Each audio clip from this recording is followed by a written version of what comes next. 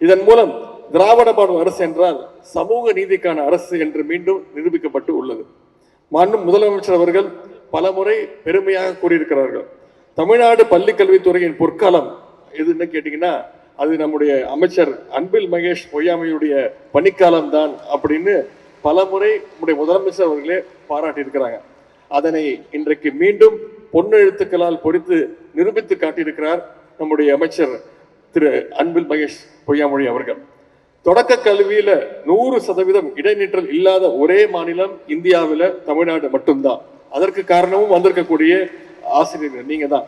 இதனை நான் சும்மா சொல்லல, ஒன்றிய அரசுடைய புள்ளி விவரங்கள் இதை சொல்லுகின்றன.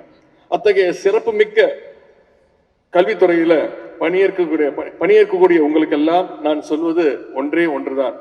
ஊர்கூடி எழுக்க வேண்டிய அந்த கல்வி எனும் தேருக்கு தொடக்க கல்வி ஆசிரியராகிய நீங்கள் தான் அச்சாணி. இதை உணர்ந்த காரணத்தினால்தான் நம்முடைய கலைஞர் அவர்கள் உங்களுடைய முன்னேற்றத்திற்காக ஏராளமான திட்டங்களை தந்தார்கள்.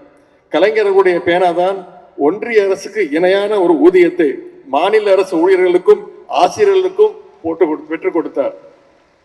ஒரே கையெழுத்தின் மூலமாக ஆயிரக்கணக்கான ஆசிரியர்கள் அரசு ஊழியர்களை வீட்டுக்கு அனுப்பியவர் யார் என்று நான் சொல்ல தேவையில்லை, உங்களுக்கே தெரியும். ஆனால் ஒரே கையெழுத்தின் மூலம் 50,000க்கும் மேற்பட்டவர்களை பணி நிரந்தரம் செய்த ஒரே தலைவர் முத்தமிழங்க டாக்டர் கலைஞர் அவர்கள். ஆகவே கலைஞர் வழியில செயல்பட்டு வருகின்ற நம்முடைய முதலமைச்சர் அவர்களும் அரசு ஊழியர்களுக்கு ஆசிரியர்களுக்கும் என்னென்ன வேண்டும் என்பதை உரிய நேரத்தில் உங்களுடைய தேவையை அறிந்து அந்த திட்டங்களை தந்து கொண்டிருக்கிறார்கள். அரசு பள்ளிகளுக்கும் ஆசிரியர்களுக்கும் இருக்கக்கூடிய இன்றைக்கு இவ்வளவு திட்டங்கள் வழங்குகிறோம் என்றால் இதையெல்லாம் நம்முடைய முதலமைச்சர் அவர்கள் செலவாக பார்க்கவில்லை.